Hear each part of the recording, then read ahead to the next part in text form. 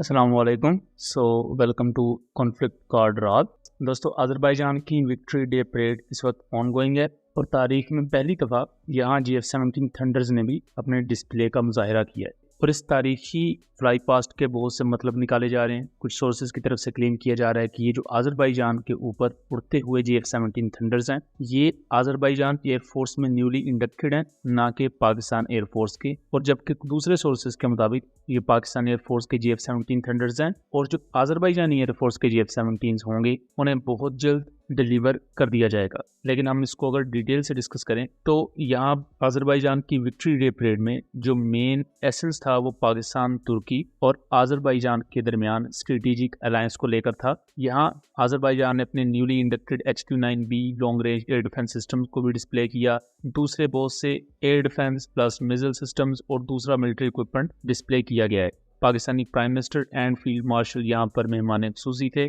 और देन एक ऐसी चीज़ दिखाई जाती है जो इससे पहले अज़रबैजान में किसी नेशनल डे के मौका पर प्रेजेंट नहीं की गई, और वो थे GF-17 थंडर्स। और यहाँ 5 GF-17 थंडर्स का फ्लाई पास्ट ऑब्जर्व किया जाता है। अब दूर से देखने पर इनकी कलर स्कीम को लेकर कोई भी अंदाज़ा नहीं है। कुछ सोर्सेज के मुताबिक इनमें से 2 से 3 GF-17 थंडर्स अज़रबैजान को डिलीवर कर दिए गए हैं और उन्हें ऑफिशियली इंडक्ट कर दिया गया है, और ये पहली डिलीवरी थी पाकिस्तान एयरफोर्स की तरफ से। जबकि हमारा ज़ाती असेसमेंट यहाँ ये है कि ये 5 के 5 GF-17 पाकिस्तान एयरफोर्स के ही हैं, जबकि अज़रबैजानी GF-17 भी ऑलमोस्ट प्रोड्यूस हो चुके हैं, उनकी टेस्ट फ्लाइट जारी है। क्योंकि किसी भी पर्टिकुलर एयरक्राफ्ट को जब मैन्युफैक्चरिंग फैसिलिटी से निकाला जाता है तो उस पर पहले टेस्ट ट्रायल्स कंप्लीट किए जाते हैं, फिर उसे किसी भी मिलिट्री सर्विस को दिया जाता है। जबकि अज़रबैजान का जो ग्राउंड क्रू है, पायलट्स हैं, उनकी ट्रेनिंग कंप्लीट हो चुकी है। और कुछ हफ्ता पहले ही पाकिस्तान ने ये 5 GF-17 thunder's industrial alpha exercises के कॉन्टेक्स्ट में अज़रबैजान भेजे थे। ये एक्सरसाइजेस अज़रबैजानी मिलिट्री के साथ होल्ड की गई और इनका जो मेन मकसद था वो यही कि GF-17 की जो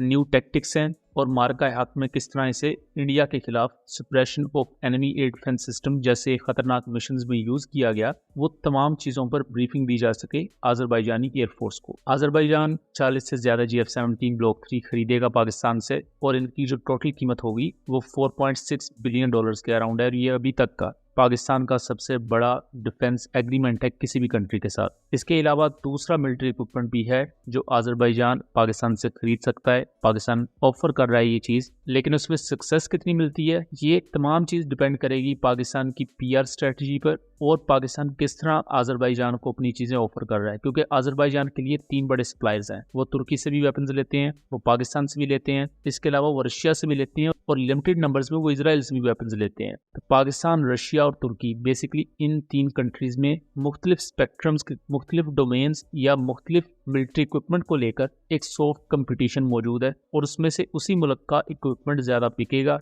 जो अपनी PR बेहतर करेगा, जो अपने वेपन्स को प्रेजेंट सही तरीके से करेगा। माजी में अज़रबैजान पाकिस्तान के रॉकेट सिस्टम्स में इंटरेस्टेड रहा है और उन्होंने पाकिस्तान के गजब मल्टीपल लॉन्च रॉकेट सिस्टम ना सिर्फ खरीदे बल्कि 2020 में होने वाली काराबाख वॉर में कामयाबी से उन्हें यूटिलाइज भी किया। उसी की वजह से फिर later on Ukraine Russia war में भी पाकिस्तानी रॉकेट सिस्टम्स को इन एक्शन देखा गया। सो दोस्तों, अभी तक के लिए वो तमाम अपडेट्स हैं और जैसे इस पर मजीद इंफॉर्मेशन आएगी हम आपको उसके बारे में भी आगाह करेंगे।